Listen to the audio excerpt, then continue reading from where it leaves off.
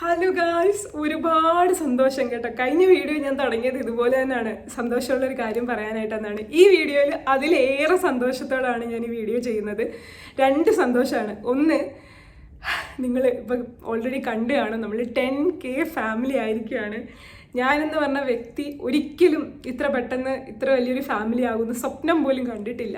കർത്താവിൻ്റെ കൃപ കൊണ്ട് മാത്രമാണ് ഈ ഒരു സ്റ്റേജിൽ ഞാൻ എത്തിയത്. അതിൽ ഞാൻ പൂർണ്ണമായിട്ട് വിശ്വസിക്കുകയാണ്.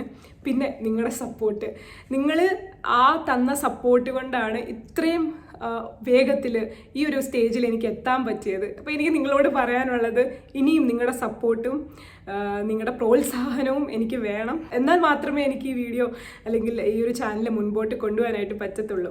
ഞാൻ ഈ യൂട്യൂബ് ചാനൽ തുടങ്ങുന്ന സമയത്ത് ഒരുപാട് സ്വപ്നം കണ്ടൊന്നുമല്ല തുടങ്ങിയത്. സാധാരണ പോലെ ഒരു യൂട്യൂബ് ചാനൽ കൊണ്ടുപോകാനാണ് ഞാൻ ആഗ്രഹിച്ചത്. പക്ഷെ കുറച്ച് കഴിഞ്ഞപ്പോഴാണ് കർത്താവിന് എന്നെ കൊണ്ട് എന്തോ ഒരു പദ്ധതി ഉണ്ട് എന്ന് എനിക്ക് തെളിവായത്. അത് എൻ്റെ ജീവിതത്തിലെ സാക്ഷ്യങ്ങൾ പറഞ്ഞപ്പോൾ എനിക്കത് മനസ്സിലായി. അപ്പോൾ അതിനായിട്ട് അപ്പൻ എന്നെ ഒരുക്കുകയാണെന്ന് എനിക്ക് മനസ്സിലായി. അങ്ങനെ നമ്മൾ ആ ഒരു പദ്ധതി മനസ്സിലാക്കി ആ ഒരു വഴിയിലൂടെ ഇപ്പോൾ സഞ്ചരിക്കുകയാണ്. അപ്പോൾ അങ്ങനെ നേടിയതാണ് നിങ്ങളെ ഓരോരുത്തരെയും. അത് കർത്താവിൻ്റെ ഒരു പദ്ധതിയായിട്ടാണ് ഞാൻ ഇപ്പോഴും വിശ്വസിക്കുന്നത്. അതിന് സപ്പോർട്ട് ചെയ്ത നിങ്ങളേക്കും ഒരുപാട് അതിൽ പങ്കുണ്ട്. അപ്പോൾ നിങ്ങൾക്ക് ഇങ്ങനത്തെ കാര്യങ്ങളൊക്കെ ഇഷ്ടമാണെന്നുണ്ടെങ്കിൽ കൂടുതലും നിങ്ങൾ ഈ ചാനൽ സബ്സ്ക്രൈബ് ചെയ്യാനും അതേപോലെ ഇത് വളർത്തിയെടുക്കാൻ എന്നെ സഹായിക്കുകയും ചെയ്യണം. തുടങ്ങിയ സമയത്ത് അതിന് വലിയ പ്രാധാന്യമൊന്നും ഞാൻ കൊടുത്തിട്ടില്ലായിരുന്നു. കാരണം എൻ്റെ വീഡിയോസ് നിങ്ങൾക്ക് പോയി നോക്കിക്കഴിഞ്ഞാൽ അറിയാൻ പറ്റും തുടങ്ങിയ സമയത്ത് എങ്ങനെയായിരുന്നു എന്നുള്ളത്. പക്ഷേ ഇപ്പോൾ അങ്ങനെയല്ല. ഇപ്പോൾ എനിക്കൊരു പ്ലാൻ ഉണ്ട്.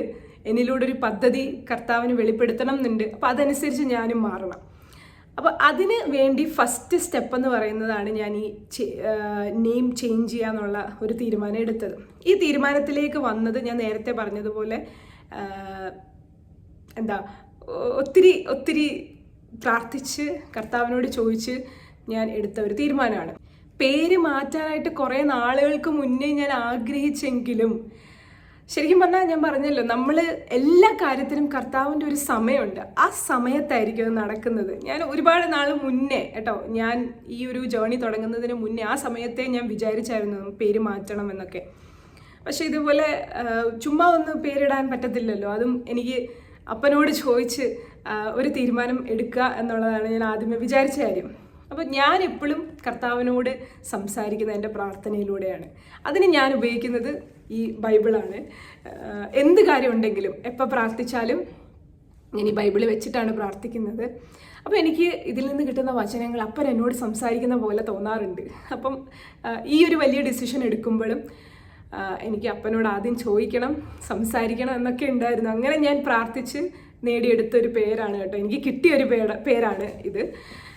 അപ്പം ഞാൻ ആദ്യമേ എന്താണ് അതിൻ്റെ പുറകിലുള്ള കഥ എന്ന് പറഞ്ഞു തരാം.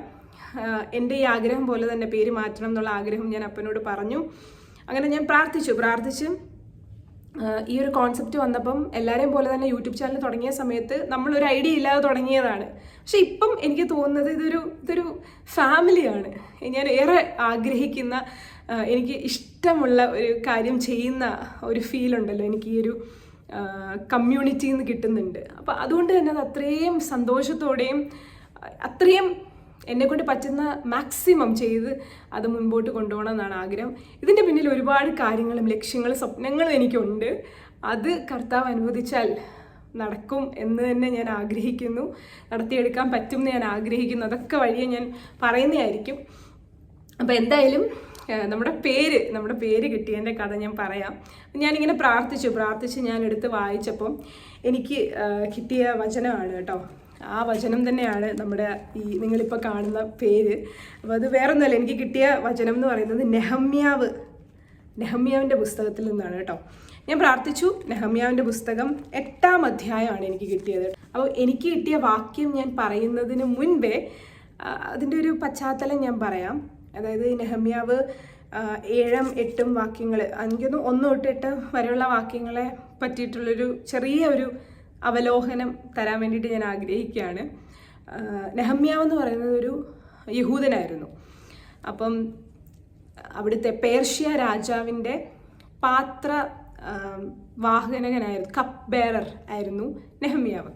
അപ്പം അതൊരു ചെറിയ ജോലിയായിട്ട് തോന്നുമെങ്കിലും ആ സ്ഥാനത്ത് എത്തി അത്രയും ഒരാൾക്ക് അത്രയും പ്രയോറിറ്റി കൊടുക്കണമെങ്കിൽ അത്രയും വിശ്വസ്തനായിട്ടുള്ള, പ്രത്യേകിച്ച് രാജാവായതുകൊണ്ട് അതൊരു വിശ്വസ്തനായിട്ടുള്ള ഒരാൾക്ക് മാത്രമേ അവർ പൊസിഷൻ കൊടുക്കത്തുള്ളൂ. അപ്പോൾ അതുപോലെ തന്നെ നെഹമ്യാവ് ഒരു വിശ്വസ്തനായ ദൈവദാസനായിരുന്നു. ആ സമയത്ത് ഇസ്രായേലിൽ ഒരുപാട് പ്രശ്നങ്ങൾ നടക്കുന്ന ഒരു കാലഘട്ടമായിരുന്നു. അപ്പം അങ്ങനെ യെരൂശലേം നശിക്കപ്പെടുകയും അവിടുത്തെ മതിലുകളൊക്കെ നശിക്കുകയും ചെയ്തു. അപ്പോൾ ആ സമയത്ത് നെഹമ്യാവിന് ഇതേപോലെ ഈ വിവരം അറിയുകയും അവിടുത്തെ മതിലുകൾ പുനർനിർമ്മിക്കാൻ വേണ്ടിയിട്ട് നെഹമ്യാവിനെ ദൈവം ഒരുക്കുകയും ചെയ്തു. അങ്ങനെയാണ് നെഹമ്യാവ് യെരൂശലേമിലേക്ക് വരുന്നത്. നെഹമ്യാവ് ആദ്യമേ തൻ്റെ തനിക്ക് ചെയ്യാൻ പറ്റുമെന്ന് വിചാരിച്ചിട്ട് അങ്ങോട്ട് പോയി മതിലുകളൊന്നും പണിഞ്ഞില്ല. പകരം നെഹമ്യാവ് പ്രാർത്ഥിച്ചു. ഈ ഒരു വിഷമം കേട്ടപ്പോൾ പ്രാർത്ഥിച്ചു, ഉപവസിച്ച് കർത്താവിനോട് ചോദിച്ച് അതിനായിട്ട് ഒരുങ്ങി യെരൂശലേമിലേക്ക് പോയി. അങ്ങനെ യെരൂശലേം മതിലുകളൊക്കെ പണിഞ്ഞു.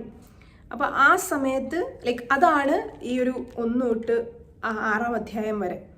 ആ 6 അധ്യായത്തിൽ മതിലുകളൊക്കെ പുനർനിർമ്മിക്കപ്പെട്ടു. സഭയിലേക്ക് എല്ലാവരും ഒരുമിച്ച് കൂടുകയും ആളുകൾ വരികയും പ്രാർത്ഥിക്കുകയൊക്കെ ചെയ്യുന്ന കാര്യങ്ങളാണ് ഈ 8-ാം അധ്യായത്തിലുള്ളത്. എനിക്ക് കിട്ടിയത് നെഹമ്യാവിൻ്റെ 8-ാം അധ്യായമാണ്. 8-ാം അധ്യായത്തിൻ്റെ 5 മുതലുള്ള വാക്യങ്ങളാണ് കേട്ടോ ഞാൻ വായിക്കുന്നത്. എസ്ര സകല ജനവും കാണുകെ പുസ്തകം വിടർത്തി. അവൻ സകല ജനത്തിനും മീതെ ആയിരുന്നു. അത് വിടർത്തിയപ്പോൾ ജനമെല്ലാം എഴുന്നേറ്റ് നിന്നു. എസ്ര മഹാദേവമായ യഹോവയെ സ്തുതിച്ചു. ജനമൊക്കെയും കൈ ഉയർത്തി ആമീൻ ആമീൻ എന്ന് പ്രതിവചനം പറഞ്ഞു വണങ്ങി സാഷ്ടാംഗം വീണ് യഹോവയെ നമസ്കരിച്ചു. ഈ ഒരു വാക്യമാണ് എനിക്ക് കിട്ടുന്നത്. അപ്പം ഈ വാക്യം കിട്ടിയപ്പം എനിക്ക് ആദ്യമൊന്നും കത്തിയില്ല, പക്ഷെ എനിക്ക് സ്ട്രൈക്ക് ചെയ്ത ഒരു വാക്യമുണ്ട്. അപ്പോൾ അത് തന്നെയാണ് നമ്മുടെ ചാനലിൻ്റെ പേരും.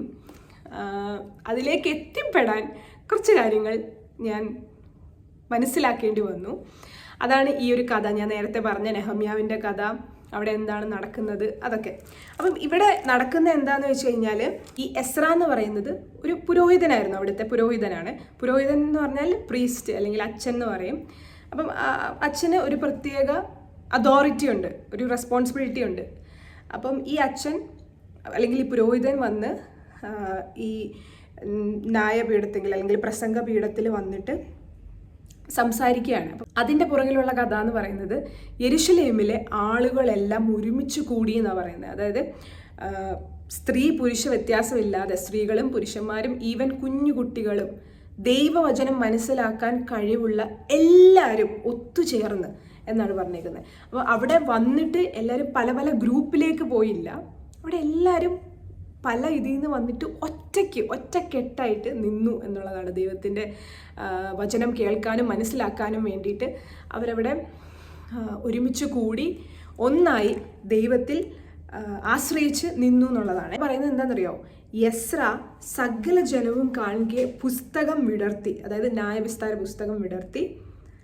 അവൻ സകല ജനത്തിനും മീതെയായിരുന്നു. സോ എസ്ര ഞാൻ പറഞ്ഞതുപോലെ പുരോഹിതനായതുകൊണ്ട് തന്നെ ഒരു അതോറിറ്റി ഉണ്ട്, ഒരു റെസ്പോൺസിബിലിറ്റി ഉണ്ട്. അതുകൊണ്ടാണ് അത് പറയുന്നത് കേട്ടോ. സകല ജനത്തിനും മീതെയായിരുന്നു. അത് വിടർത്തിയപ്പോൾ ജനമെല്ലാം എഴുന്നേറ്റ് നിന്നു. അപ്പം അതിന് റെസ്പെക്റ്റ് കൊടുക്കാനായിട്ട് ന്യായവിസ്താര പുസ്തകം തുറന്നപ്പോൾ എല്ലാവരും എഴുന്നേറ്റ് നിന്നു, ജനമെല്ലാം എഴുന്നേറ്റ് നിന്നു. എസ്ര മഹാദൈവമായ യഹോവയെ സ്തുതിച്ചു. ജനമൊക്കെയും കൈ ഉയർത്തി ആമേൻ ആമേൻ എന്ന് പ്രതിവചനം പറഞ്ഞ് വണങ്ങി സാഷ്ടാംഗം വീണ് യഹോവയെ നമസ്കരിച്ചു. എസ്ര മഹാദൈവമായ യഹോവയെ സ്തുതിച്ചു.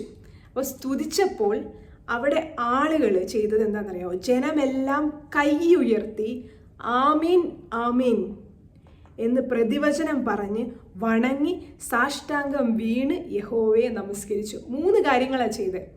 1, കൈ ഉയർത്തി തലകുനിച്ചു ദൈവത്തെ ആരാധിച്ചു, ആമീൻ ആമീൻ എന്ന് പറഞ്ഞ് സാഷ്ടാംഗം വീണ് നമസ്കരിച്ചു എന്നാണ് പറയുന്നത്. സോ അതാണ് എന്നെ ഏറ്റവും കൂടുതൽ സ്ട്രൈക്ക് ചെയ്തത്.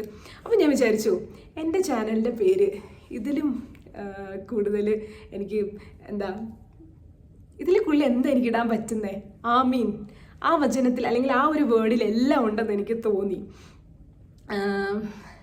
ഞാൻ ഏറ്റവും കൂടുതൽ, ഞാൻ സീരിയസ്ലി പറയുകയാണ്, ഞാൻ ഏറ്റവും കൂടുതൽ എൻ്റെ വീഡിയോയിൽ എൻ്റെ കമൻറ്റിൽ എന്നും കാണുന്ന ഒരു വാക്കാണ് ഈ ഏമൻ അല്ലെങ്കിൽ ആമീൻ എന്ന് പറയുന്നത്.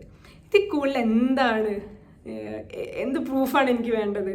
അപ്പം എന്നോടപ്പം പറയുന്നത് ആ പേര് തന്നെ ഇടാനെന്നുള്ളതാണ്. അപ്പം ആമീൻ എന്നുള്ളത് അല്ലെങ്കിൽ ഏമൻ എന്നുള്ളത് ഞാൻ എൻ്റെ മനസ്സിൽ തീരുമാനിച്ചു. അപ്പോൾ അത് തന്നെയാണ് എൻ്റെ പേര് എന്നുള്ളത് ഞാൻ തീരുമാനിച്ചു. അപ്പം ഇതിന് വേറൊരു അർത്ഥം കൊണ്ടുണ്ട് കേട്ടോ. അത് ഏമൻ എന്ന് പറയുന്നത് അപ്രകാരം തന്നെ എന്നാണ്. സോ നമ്മൾ റെസ്പോൺസ്, അതായത് കർത്താവിൻ്റെ വചനത്തിന് അല്ലെങ്കിൽ കർത്താവിനെ നമ്മൾ റെസ്പോണ്ട് ചെയ്യാൻ എപ്പോഴും ഉപയോഗിക്കുന്ന ഒരു വാക്കാണ് ഏമൻ എന്നുള്ളത്, റെസ്പോൺസ് ടു ഗോഡ്. സോ അങ്ങനെയാണ് എനിക്ക് എൻ്റെ ആ ചാനലിലേക്ക് ഈ പേര് തന്നെയാണ് ഏറ്റവും അനുയോജ്യമെന്ന് തോന്നാൻ കാരണം. അങ്ങനെ ഞാൻ ഏമൻ തീരുമാനിച്ചു. അപ്പം ഞാൻ വിചാരിച്ചു ഏമൻ എന്ന് മാത്രം ഇടാൻ പറ്റത്തില്ല, അവിടെ എല്ലാവരും ഒരുമിച്ച് കൂടി ഒന്നായി എന്നുള്ളതാണ്. സോ അതൊരു കമ്മ്യൂണിറ്റിയാണ് അല്ലേ, ഒരു വ്യത്യാസമില്ലാതെ സകല ജനങ്ങളും ഒരുമിച്ച് വന്ന് കർത്താവിനെ സ്തുതിക്കുകയാണ്. സോ അവിടെ ഒരു യൂണിറ്റിയാണ്, അപ്പം ഒരു കൂട്ടായ്മ, ഒരുമ എന്നൊക്കെ പറയാം. അപ്പം ഞാൻ വിചാരിച്ചു യുണൈറ്റഡ് എന്നും കൂടെ ചേർക്കാമെന്ന്. അങ്ങനെയാണ് ഞാൻ നമ്മുടെ ചാനലിന് ഏമൻ യുണൈറ്റഡ് എന്നുള്ള പേര് നൽകിയത്. എനിക്ക് തോന്നുന്നു ആ ഒരു പേര് കിട്ടിയപ്പോൾ ഉണ്ടല്ലോ എൻ്റെ മനസ്സിന് ഒരുപാട് സന്തോഷം. കാരണം യുണൈറ്റഡ് എന്ന് പറയുമ്പോഴും ഏമൻ എന്ന് പറയുന്നത് രണ്ടും ഒരുപാട് അർത്ഥങ്ങളുണ്ട്. അപ്പോൾ ആ അർത്ഥവും എൻ്റെ ചാനലും എല്ലാം കൂടെ ഞാൻ എല്ലാം നോക്കിയപ്പോൾ ഭയങ്കര സ്യൂട്ടബിളായിട്ട് എനിക്ക് തോന്നി. അപ്പൻ പറഞ്ഞു തന്നതാണെന്നൂടെ ഉള്ളൊരു വിശ്വാസമുള്ളത് കാരണം എന്നാൽ പിന്നെ ഇത് തന്നെ മതി എന്ന് ഞാൻ തീരുമാനിച്ചു. അങ്ങനെയാണ് നമ്മുടെ ചാനലിലെ ഏമൻ യുണൈറ്റഡ് എന്ന പേര് ഞാൻ ഇട്ടത്. അപ്പം ഇത്രയും നാളും നിങ്ങൾ എന്നെ കണ്ടത് വേറൊരു പേരിലും വേറൊരു ലോഗോ അങ്ങനെയൊക്കെ ആയിരിക്കും. പക്ഷെ ഇനി തൊട്ട് ഇതായിരിക്കും നമ്മുടെ പേര്. മുൻപോട്ടുള്ള എല്ലാ കാര്യങ്ങൾക്കും ഇത് തന്നെയായിരിക്കും ഞാൻ ഉപയോഗിക്കുന്നത്. അപ്പോൾ അതുകൊണ്ട് അതൊരു വീഡിയോ ആയിട്ട് വന്ന് പറയണം എന്ന് എനിക്കുണ്ടായിരുന്നു. കാരണം ഈ ഒരു സ്റ്റോറിയും എൻ്റെ മനസ്സിൽ അല്ലെങ്കിൽ എൻ്റെ ജീവിതത്തിൽ വളരെ വളരെ പ്രാധാന്യം നൽകുന്നൊരു കാര്യമാണ്. ജീവിതത്തിൽ എന്ത് തീരുമാനം എടുക്കുമ്പോഴും ഫസ്റ്റ് പ്രയോറിറ്റി ഞാൻ അപ്പനാണ് കൊടുക്കുന്നത്. അപ്പനോട് ചോദിച്ചിട്ടാണ് എൻ്റെ ജീവിതത്തിലെ എല്ലാ കാര്യങ്ങളും ഞാൻ തീരുമാനിക്കുന്നത്. അപ്പം ഞാൻ തീരുമാനിച്ചപ്പം അതെനിക്ക് അങ്ങനെ അനുകൂലമായിട്ട് വന്നപ്പം ഞാനത് നിങ്ങളോട് ഷെയർ ചെയ്തതേ ഉള്ളൂ. അപ്പോൾ എന്താണ് അത്രേ ഉള്ളൂ പറയാൻ. ഇത്രയും നാൾ നിങ്ങൾ തന്ന സ്നേഹവും സപ്പോർട്ടും ഇനിയും എൻ്റെ കൂടെ തന്നെ വേണം. നിങ്ങളാണ് എന്നെ ഓരോ വീഡിയോസ് ചെയ്യാൻ പ്രേരിപ്പിക്കുന്നതും നിങ്ങളുടെ പ്രോത്സാഹനമാണ് ഏറ്റവും കൂടുതൽ എനിക്ക് സന്തോഷം നൽകുന്നതും അപ്പനെ മനസ്സിലാക്കാനും പഠിക്കാനും ഒക്കെ എന്നെ പ്രേരിപ്പിക്കുന്നത്. അപ്പോൾ അതുകൊണ്ട് ആ സപ്പോർട്ട് എനിക്ക് ഇനിയും വേണം. അത് പറഞ്ഞപ്പോഴാണ് ഇത് ഞാൻ ആദ്യമേ പറയാനായിട്ട് ആഗ്രഹിച്ചൊരു കാര്യമാണ്, പക്ഷേ എനിക്ക് പറയാൻ പറ്റിയില്ല. ഒരുപാട് പേര് എൻ്റെ അടുത്ത് ചോദിക്കുന്ന ഒരു കാര്യമാണ്, എന്താണ് പേര്, എവിടെയാണ്, ഇതൊന്നും ഞാൻ ചാനലിൽ പറഞ്ഞിട്ടില്ല. മീൻസ് എന്നെ കാണാൻ എൻ്റെ സബ്സ്ക്രൈബേഴ്സ് കൂടുന്ന സമയത്താണല്ലോ ഒരുപാട് പുതിയ ആളുകൾ വരുന്നുണ്ടല്ലോ. അപ്പോൾ അവർക്ക് എന്നെ അറിയത്തില്ലായിരിക്കും. അപ്പോൾ അവർക്ക് വേണ്ടിയിട്ട് പറയാണ്, എൻ്റെ പേര് ജാൻസി. ഞാനിപ്പം നെതർലൻഡ്സിലാണ്. ഞാൻ മാരേജിന് ശേഷം നെതർലൻഡ്സിലേക്ക് മൂവ് ചെയ്തു. ഇപ്പം നെതർലൻഡ്സിലാണ് ഉള്ളത്. ഇവിടെ ഹസ്ബൻഡിൻ്റെ കൂടെയാണ് നിൽക്കുന്നത്. അപ്പോൾ എല്ലാവർക്കും ഈ ഏമൻ യുണൈറ്റഡ് എന്നുള്ള പേര് ഇഷ്ടപ്പെട്ടു എന്ന് ഞാൻ വിചാരിക്കുന്നു. നിങ്ങളുടെ കമൻസ്, നിങ്ങൾക്ക് എന്താണ് തോന്നുന്നത്, ഈ പേര് നിങ്ങൾക്ക് ഇഷ്ടമായോ, അതൊക്കെ നിങ്ങൾ കമൻസിലൊന്ന് പറയണം കേട്ടോ. അത് കേൾക്കാനും ഞാൻ ഒരുപാട് എക്സൈറ്റഡ് ആണ്. അപ്പം ഇത്രയും നാളും തന്ന സപ്പോർട്ടും കൂടെ ഇനി എനിക്ക് വേണം. ഇനി ഒരുപാട് കാര്യങ്ങൾ ചെയ്യാനുണ്ട്. അപ്പോൾ അതിന് ദൈവം എന്നെ ഒരുക്കട്ടെ, നിങ്ങളിലൂടെ ഒരുക്കട്ടെ എന്ന് ഞാൻ പ്രാർത്ഥിക്കുന്നു. ഇത്രയും നേരം എന്നെ കേട്ടോണ്ടിരുന്ന എല്ലാവർക്കും ഒരുപാട് നന്ദി. ദൈവം നിങ്ങളെ അനുഗ്രഹിക്കട്ടെ. Have A blessed day.